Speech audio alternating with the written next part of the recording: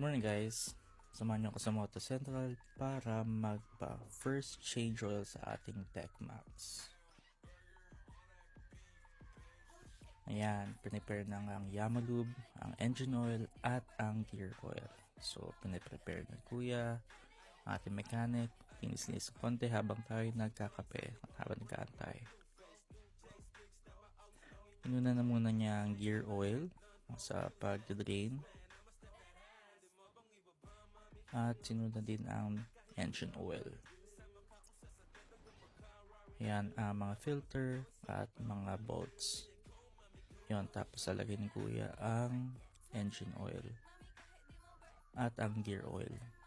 Yun, tapos ipapacirculate na ang first change oil. Tapos yun, magbabayad tayo sa cashier.